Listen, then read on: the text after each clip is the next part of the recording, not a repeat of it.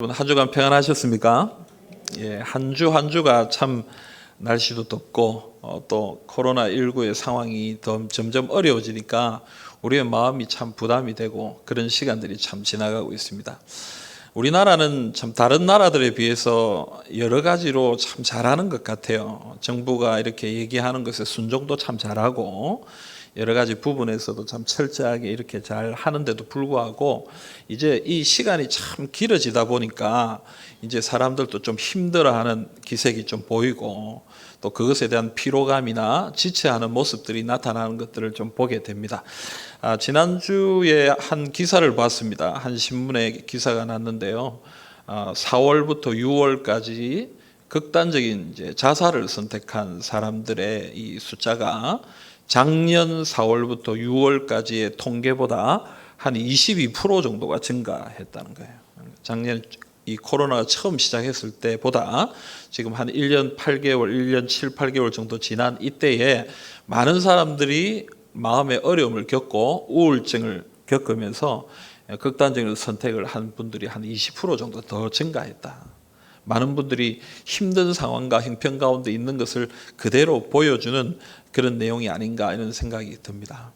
저도 우리 성도님들을 볼 때 이렇게 내색을 안 하려고 애를 쓰시는 것 같은데 그래도 얼굴과 이렇게 하시는 이런 분위기나 이런 거 보면은 많이 힘드시구나 하는 것을 느끼게 됩니다. 또 그냥 제 기분 탓인지 어떤지는 모르겠는데 최근에 좀 주변에 좀 아프시다는 분들이 좀 많이 계신 것 같아요. 암에 걸리셨다, 뭐 이런 질병으로 병원에 입원하셨다, 이런 이야기들을 많이 듣습니다. 그래서 여러분 참 우리가 지금 어려운 상황, 힘든 상황 가운데 있는 것은 분명한 것 같습니다. 하지만 여러분 그런 가운데서도 믿음으로 힘을 내고 주님 앞에 믿음으로 나아가시기를 간절히 소망합니다. 우리 옆에 계신 분들 한 번 더 격려합시다. 축복합시다. 우리 믿음으로 이깁시다. 우리 한번 인사합시다. 예. 아멘. 여러분 오늘 우리가 읽은 이 본문에 보면요. 여러 가지 두려움으로 인해서 도망가고 있는 한 사람이 나오고 있습니다. 이 사람 누구냐면 엘리야입니다. 지금 두려움 가운데 이 도망을 가고 있는 사람이 바로 엘리야인데요. 이 엘리야에게 하나님이 찾아오셔서 회복의 은혜를 내려주십니다. 엘리야를 새롭게 하시는 하나님의 은혜를 통해서 참 힘들고 어려운 상황과 형편을 지나가고 있는 우리가 어떻게 하면 은혜로운 여름을 보낼 수 있을까? 세 번째 지혜에 대해서 함께 생각해 보기를 원합니다. 오늘 말씀의 이 엘리야의 모습이 어떤 모습인가 4절을 보면 알 수가 있습니다. 우리 4절 한번 읽어보겠습니다. 자기 자신은 광야로 들어가 하룻길쯤 가서 한 로뎀나무 아래에 앉아서 자기가 죽기를 원하여 이르되 여호와여 넉넉하오니 지금 내 생명을 거두시옵소서. 나는 내 조상들보다 낫지 못하니이다 하고. 아멘. 여러분 지금 엘리야가 광야로 들어가서 하나님 앞에 이 원망을 하는 거예요. 뭐라고 얘기하는 거예요? 지금 내가 넉넉하니까 나를 그냥 죽이십시오 이렇게 얘기하는 거예요. 이 넉넉하다라는 말은 무슨 말이냐면 충분하다. 지금까지 하나님이 일을 했고 지금까지 이렇게 했으니까 이제 충분하니까 나는 그냥 죽는 게 낫겠습니다. 내가 조상들보다 낫지 못하다 이 말은 뭐냐면 조상들도 죽었지 않습니까? 인간은 죽음을 맞이하는 것이 당연한데 나도 그들과 똑같은 그런 연약한 사람입니다. 그러니까 나를 죽여주십시오 하고 하나님 앞에 이야기하고 있는 것입니다. 여러분 이 엘리야의 모습이 참 연약한 모습처럼 보입니다. 왜 엘리야가 이렇게 하나님 앞에 외치고 있을까요? 이유가 뭘까요? 오늘 3절을 보면요 이런 말씀이 나옵니다. 그가 이 형편을 보고 일어나 자기의 생명을 위해 도망하여 이렇게 얘기합니다.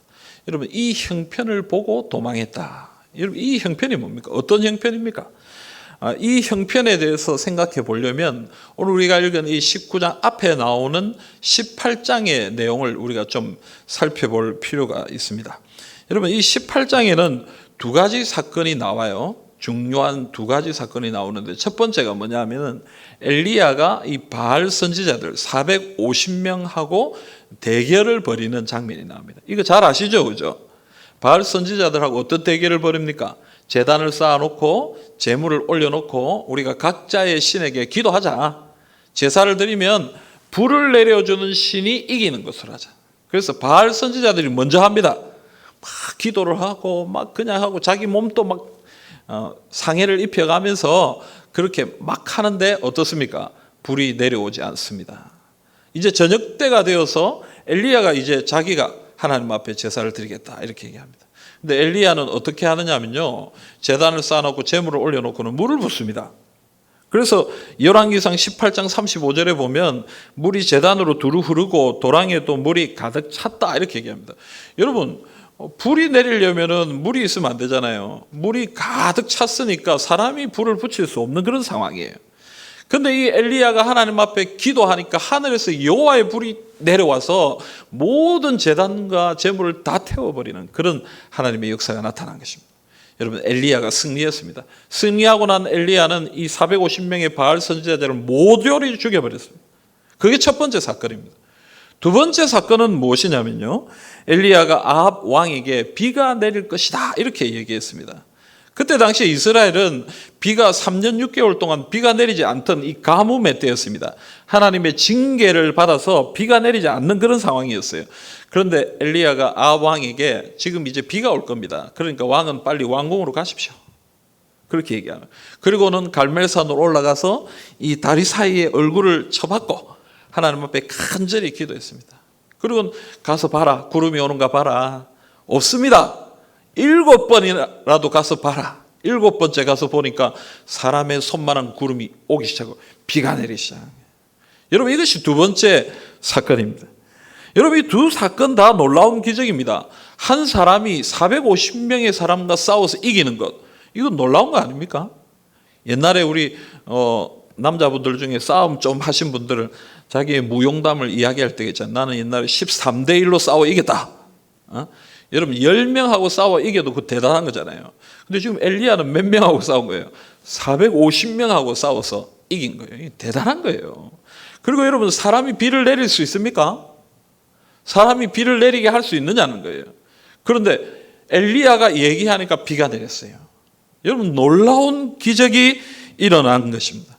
그런데 이런 상황을 누가, 아합 왕이 자신의 부인인 이세벨에게 알려줬습니다.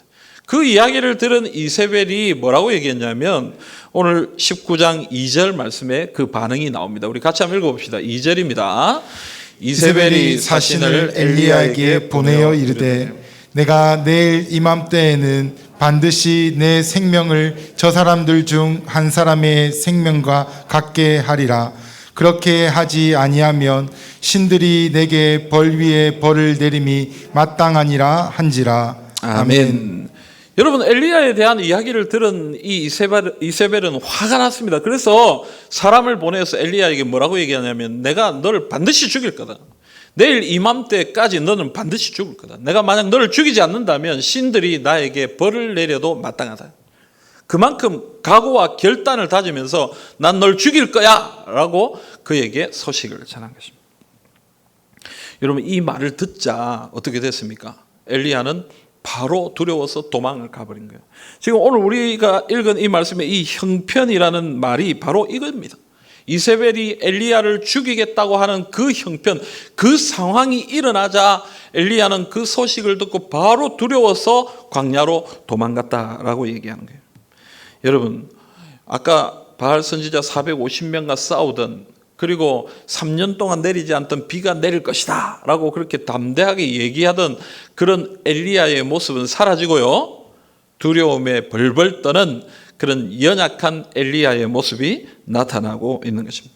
여러분, 이런 엘리야의 모습을 통해 우리는 무엇을 알게 됩니까? 엘리야의 모습을 통해 우리는 무엇을 깨닫게 됩니까? 우리가 참 연약하다는 거예요. 뭐 힘이 있는 것 같죠? 우리 뭐 다 능력이 있는 것 같고 마음이 참 이렇게 강한 것 같고, 그런데요, 조그만한 문제만 생겨도 무너질 수밖에 없고, 조그만한 어려움이 우리 앞에 다가와도 두려워 떨 수밖에 없는 존재가 바로 누구라고요? 우리다. 바로 엘리야다. 여러분, 야고보서 말씀에 보면 엘리야와 우리는 같은 성정이다 이렇게 표현하고 있습니다. 무슨 말이냐면 엘리야나 우리나 같은 성격의 사람이다 말이에요. 사람이다. 엘리야 뭐 특별한 사람이 아니라 우리와 똑같은 성품을 가진 사람이에요. 그러니까 여러분, 튼튼한 것 같고 기적을 행하고 능력을 행하니까 뭐 대단한 것 같지만 당장 위협이 오고 협박이 오고 어려움이 생기면 그것 때문에 두려워서 벌벌 떨면서 도망갈 수밖에 없는 존재가 바로 우리다라는 것을 지금 이야기해 주고 있는 것입니다. 저도 이렇게 교회에서 사역을 해보면요, 우리 성도님들 가운데 참 믿음 생활 잘 하시는 분들이 있어요. 옆에서 보면 참 건강하고 믿음이 참 좋으시구나 이런 생각이 들 때가 있어요. 그런데 한 번씩 보면요, 그런 믿음 좋은 분들이 조그만한 어려움이 생기면 그냥 넘어져 버릴 때가 있어요. 아니 우리 주변에서 보면 그건 좀 이겨낼 수 있지 않을까 싶은 그런 문제인데도 불구하고 그게 그냥 걸려 넘어져서 실족하고 마음에 상처 입고 믿음을 저버리고 하는 모습들을 보게 되는 거예요. 그걸 보면서 다시 깨닫는 거예요. 우리 참 연약하구나. 우리 참 부족하구나. 조그마한 일만 있어도 그냥 마음이 무너져 내릴 수밖에 없는 그런 사람이구나. 여러분 지금 우리가 참 어려움을 당하고 있지 않습니까? 참 힘든 상황과 형편을 우리가 겪으면서 또 깨닫게 됩니다. 믿음으로 이깁시다. 믿음으로 이깁시다. 이렇게 얘기하지만 그러나 홀로 있을 때 가만 생각해 보면 걱정과 근심이 내 마음을 사로잡고 있는 것을 보게 됩니다. 참 우리 연약하구나. 참 우리가 힘이 없구나. 근데 여러분 우리가 이렇게 연약한데 우리 어떻게 해야 되겠습니까? 우리 그럼 늘 실망하고 좌절하고 넘어지면서 그렇게 살아야 되는 것입니까? 오늘 말씀이 우리에게 얘기하는 것은 뭐냐면요, 우리가 연약하다라는 것을 좀 알아라는 거예요. 우리는 능력이 있고 우리는 힘이 있고 이길 수 있다라고 그냥 그렇게만 생각하면서 살면요, 우리는 늘 교만할 수밖에 없어요. 그래서 어려움을 만나면 넘어질 수밖에 없다는 거예요. 하지만 나는 연약하다, 나는 부족하다, 나는 힘이 없다라는 것을 인식하고 알 때에 그것을 조심할 수 있고 겸손한 삶을 살아갈 수 있게 된다라는 것입니다. 여러분 고린도후서 12장 10절에 바울이 이렇게 고백합니다. 우리 같이 한번 읽어봅시다. 그러므로 내가 그리스도를 위하여 약한 것들과 능력과 궁핍과 박해와 공고를 기뻐하노니 이는 내가 약한 그때의 강함이라. 아멘. 여러분 지금 이 바울이요, 내가 약한 그때의 강함이라 이렇게 얘기합니다. 여러분 사실 이거 역설적 표현 아닙니까? 나는 약한데 어떻게 강합니까? 나는 약한데 어떻게 강할 수 있습니까? 이 말씀의 내용을 가만히 보면요, 바울은 육체에 가시가 있었습니다. 이 육체의 가시를 많은 사람들이 바울이 가지고 있었던 이 질병이라고 얘기를 많이 해요. 어떤 병인지는 정확하게 알 수는 없지만 그러나 이 바울이 가지고 있었던 이 질병 때문에 그는 하나님 앞에 이거 고쳐달라고 3번이나 기도했습니다. 그러나 하나님은 이 바울에게 뭐라고 얘기했냐면 네 은혜가 족하다 그렇게 얘기했어요.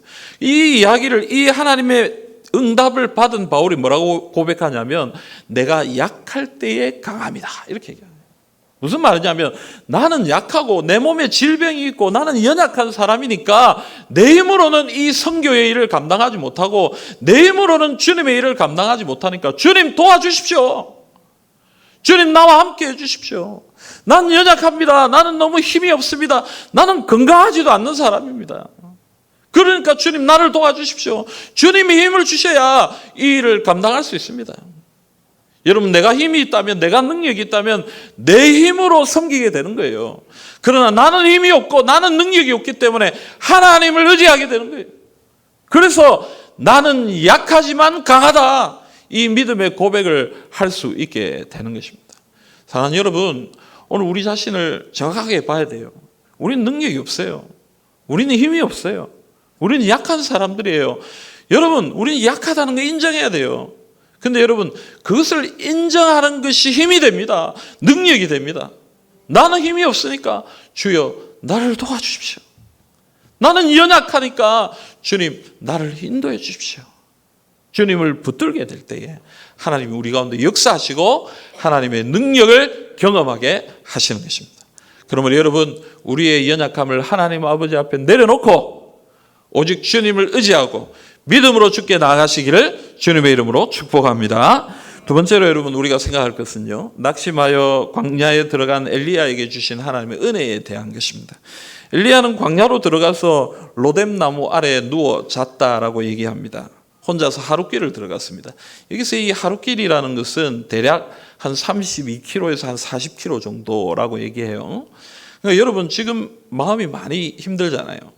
지금 이세벨이 자기를 죽이겠다고 하니까 두렵고 떨리고 너무 걱정이 되고 근심이 되는 가운데 이 40km 정도 되는 길을, 광야를 자기 혼자 걸었어요.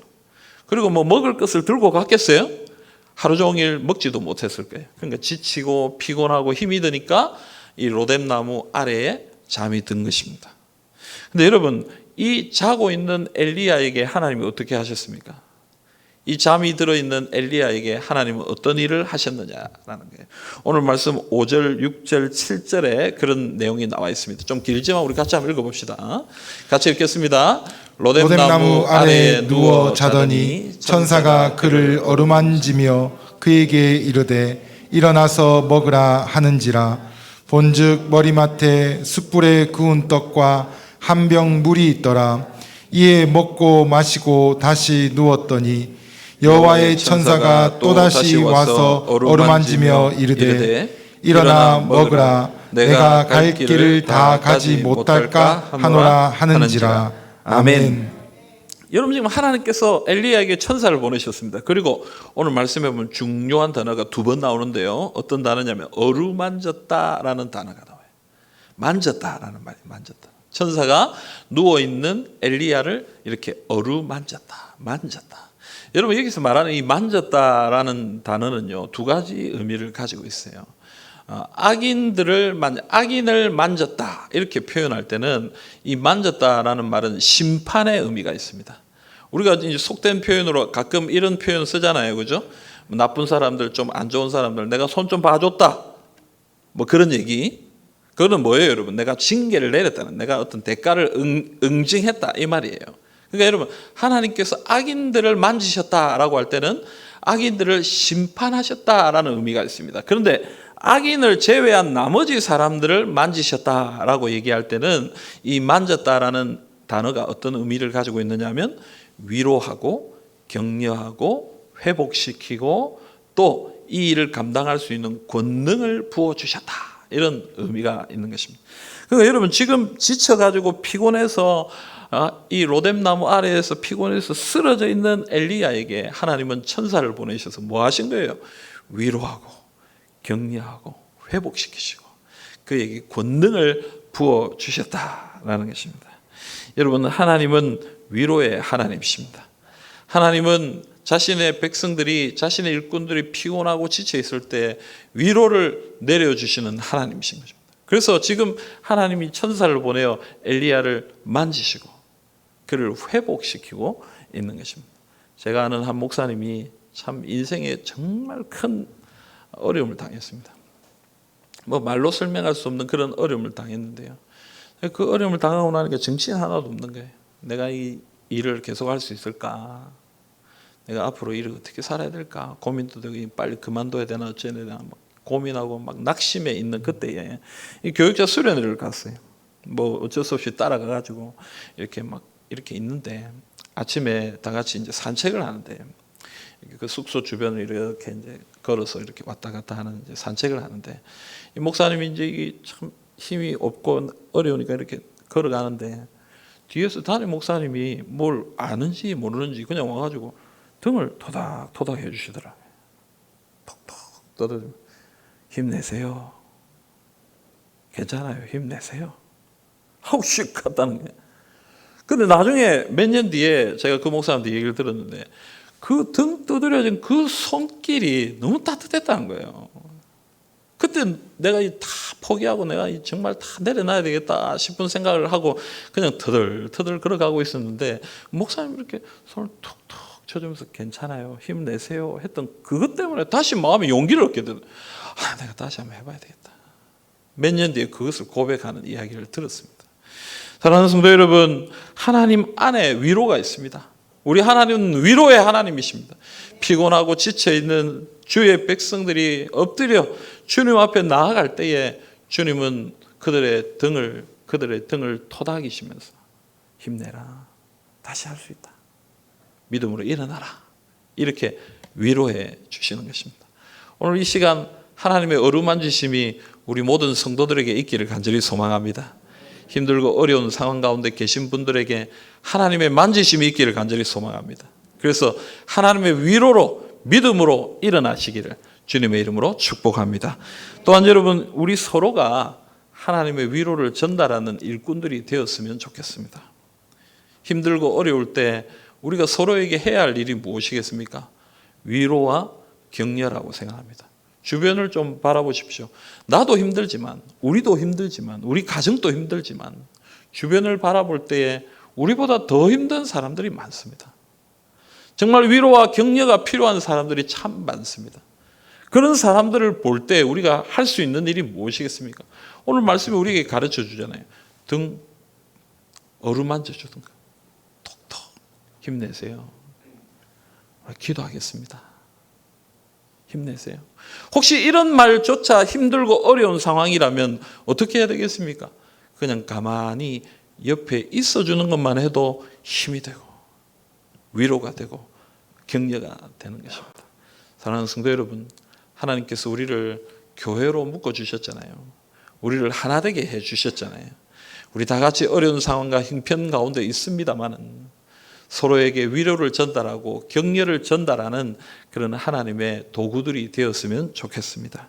사랑하는 성도 여러분, 하나님의 위로를 경험하고 하나님의 위로를 전달하는 주님의 백성들이 다 되시기를 바랍니다. 여러분, 하나님의 이 위로를 통해서 힘을 얻은 엘리야는 40일이 걸려서 어디에 갑니까? 호렙산에 가게 됩니다. 여러분, 이 호렙산이라는 것은 이 시내산을 얘기하는 거죠. 이 시내산은 무엇입니까? 이스라엘 백성들이 하나님을 만났던 산입니다. 그래서 이 엘리야가 하나님을 만난 그 산에 가게 되는 것이죠.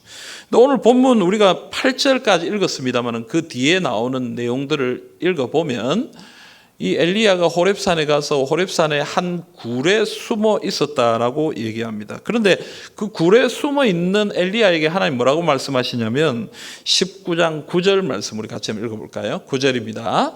엘리야가 그 곳 굴에 들어가 거기서 머물더니 여호와의 말씀이 그에게 임하여 이르시되 엘리야야 내가 어찌하여 여기 있느냐. 아멘. 여러분, 굴에 있는 엘리야에게 하나님이 찾아오셔서 뭐라고 얘기하냐면 네가 왜 거기 있느냐 이렇게 물어보시는 거예요. 여러분, 하나님께서 엘리야가 왜 거기에 있는지 내용을 몰라서 물어보는 건 아닌 것 같아요. 그죠? 엘리야가 지금 어디에 있는지 위치를 몰라서 물어보시는 것도 아닙니다.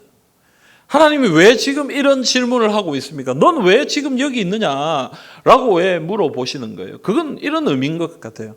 너는 하나님의 선지자지 않냐? 내 사명을 가지고 아합에게 가서 하나님의 말씀, 나의 말씀을 전하고 나의 이 예언을 전하는 그런 일꾼인데 왜 여기서 이렇게 벌벌 떨고 있느냐? 왜 이 호렙산 이 음침한 굴에 숨어서 이렇게 연약한 모습으로 숨어 있느냐? 네가 있어야 될 건 여기가 아니야. 너는 가서 나의 말을 전하고 예언을 전해야 되는데 왜 너는 여기에 있느냐라고 하나님이 지금 엘리야에게 질문하고 있는 것입니다. 사랑하는 성도 여러분, 엘리야는 지금 굉장히 낭망하고 절망한 가운데 있죠. 하나님은 그에게 말씀하십니다. 오늘 이 말씀 뒤에 나오는 이야기를 보면요, 하나님이 어떤 일들을 벌이시냐면 크고 강한 바람을 부십니다. 그리고 지진이 일어나게 하십니다. 그리고 불이 나타나게 하십니다. 그런데 거기에는 하나님이 없었다고 얘기해요. 근데 그 다음 나타나는 것은 무엇입니까? 세미한 하나님의 소리가 있었다, 이렇게 얘기해요. 여러분, 이 일을 통해서 하나님이 엘리야에게 말씀하시는 것은 무엇입니까? 네가 450명 바알 선지자와 싸워 이길 때, 그리고 네가 아방에게 비가 내릴 겁니다 라고 당당히 얘기하고 비가 내릴 때 너는 세상이 바뀔 거라고 생각하고 아합이 바뀌고 이세벨이 너를 두려워할 것이다 생각했지만 사실은 그런 걸로는 세상이 바뀌지 않는다. 그런 걸로는 사람이 바뀌지 않는다. 도리어 너는 생명의 위협을 받고 지금 도망와 있지 않느냐. 정말 세상을 바꾸는 것은 무엇이냐? 크고 강한 바람 같은, 지진 같은, 불 같은 그런 능력, 그런 기적이 아니라 세미한 소리로 들리는 하나님의 말씀, 세미하게 들리는 하나님의 말씀이 그 영혼들을 변화시키고 그 땅을 변화시키고 새롭게 할 것이다. 그것을 하나님이 엘리야에게 가르쳐 주고 있는 것입니다.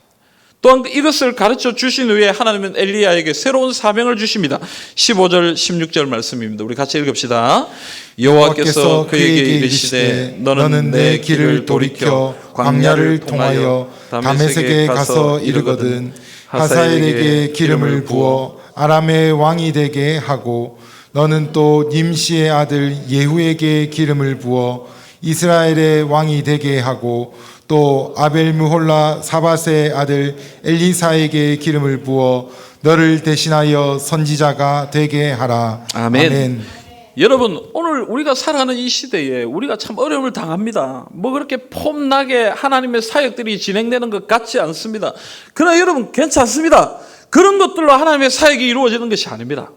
하나님의 말씀이 증거되고 있다면, 세미한 소리로 온 땅에 하나님의 말씀이 선포되고 있다면 하나님의 역사는 일어날 것입니다. 하나님의 역사는 진행될 것입니다. 우리는 이걸 믿어야 돼요. 엘리야가 기적을 행하고 능력을 행하고 뭐 이렇게 폼나게 사람들 앞에 아주 위대하게 보이는 것, 그것을 소망하며 나갈 때는 실망뿐이고 낭만뿐이지만, 그러나 하나님의 소리가, 하나님의 음성이 온 땅에 잠잠하게 임하는 것으로 이 세상이 변할 것을 소망하며 믿음으로 나갈 때 하나님의 역사를 경험하게 되는 것입니다. 오늘 우리도 마찬가지예요, 여러분. 우리가 당하는 어려움 가운데서도 우리가 끝까지 포기하지 않고 해야 될 일은 무엇이냐면 주님의 말씀을 전하는 거예요. 우리가 능력 있고 우리가 뭐 힘 있고 우리가 잘 되고 그걸로 하나님의 역사가 이루어지는 것이 아니에요.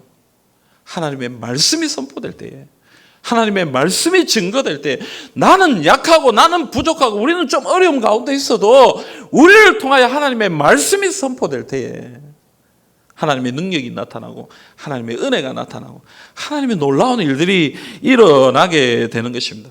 그래서 하나님의 엘리야에게 지금 사명을 주시는 거예요. 일어나라, 이 사명을 감당하라, 가서 사람들에게 기름을 붓고 하나님의 일이 일어나도록 그렇게 행하라. 사랑하는 성도 여러분, 오늘 주님 우리에게도 말씀하십니다. 어려움 가운데 있고 힘든 가운데 있는 우리들에게도 동일하게 말씀하십니다. 믿음으로 일어나라. 내 안에 있는 위로를 붙들고 내 안에 있는 능력을 붙들고 하나님의 말씀을 붙들고 일어나 주님의 일을 감당하라라고 오늘 우리에게 말씀하시는 것입니다. 여러분, 요한복음 21장 디베랴 호숫가에 이 제자들이 물고기를 잡고 있었습니다.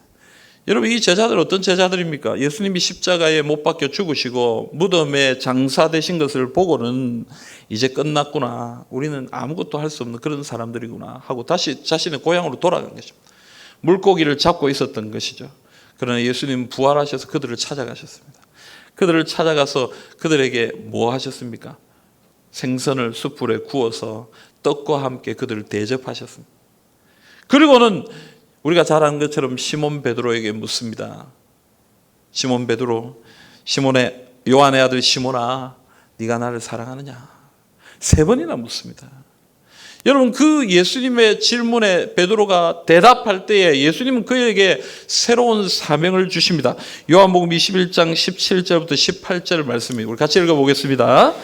예수께서 이르시되 내 양을 먹이라. 내가 진실로 진실로 내게 이르노니 내가 젊어서는 스스로 띠뛰고 원하는 곳으로 다녔거니와 늙어서는 내 팔을 벌리리니 남이 내게 띠띠우고 원하지 아니하는 곳으로 데려가리라. 아멘. 사랑하는 성도 여러분, 오늘 예수님이 이 베드로에게 뭐라고 얘기하시는 거예요?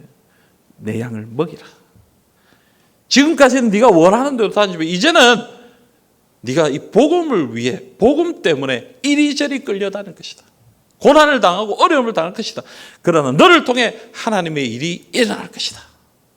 여러분, 새로운 사명을 그에게 주고 있는 것입니다. 오늘 우리에게도 주님이 이 사명을 주신다고 생각합니다. 여러분, 힘을 내십시오. 믿음을 붙들고 일어나십시오. 지금 우리가 어려움 가운데 그냥 앉아 있을 때가 아닙니다. 이럴 때 하나님 주시는 은혜를 붙들고 하나님 주시는 위로를 붙들고 하나님의 능력을 붙들고, 우리는 좀 부족해도, 우리는 연약하고 좀 어려움을 당해도 우리를 통하여 일하시는 하나님의 역사를 경험하시기를 간절히 소망합니다. 여러분, 하나님 우리를 사용하십니다. 우리에게 사명을 주십니다. 은혜를 주십니다. 이 하나님의 은혜의 위로를 붙드시고 믿음으로 주님 앞에 나아가시는 하나님의 백성들이 다 되시기를 주님의 이름으로 축복합니다. 사랑하는 성도 여러분, 오늘 우리 앞에 있는 어려움으로 인해 힘들고 어려울 때 우리가 해야 할 일은 호렙산으로 나아가는 것입니다. 하나님이 계신 그곳, 하나님을 만날 수 있는 그곳에 나아가는. 왜냐하면 하나님 안에 위로가 있기 때문에 그렇습니다. 하나님 안에 능력이 있기 때문에 그렇습니다. 하나님 안에, 하나님 앞에 나아갈 때에 주님이 주시는 새로운 힘과 능력이 우리에게 있는 것입니다. 여러분, 이 여름 주님 앞에 나가시기를 바랍니다. 교회에 나와 하나님 앞에 나가십시오. 여러분 가정에서 하나님 앞에 나가십시오. 여러분 사업터에서 하나님 앞에 나가십시오. 하나님이 주시는 위로 붙들고, 하나님이 주시는 능력 붙들고, 하나님 다시 일어나겠습니다. 다시 주님을 섬기겠습니다. 하나님 맡겨주신 사명을 충성되게 감당하겠습니다. 여러분 그렇게 믿음으로 결단하고 주님을 위해 힘있게 일어나시는 우리 모든 성도님들이 다 되시기를 주님의 이름으로 기원합니다. 아멘.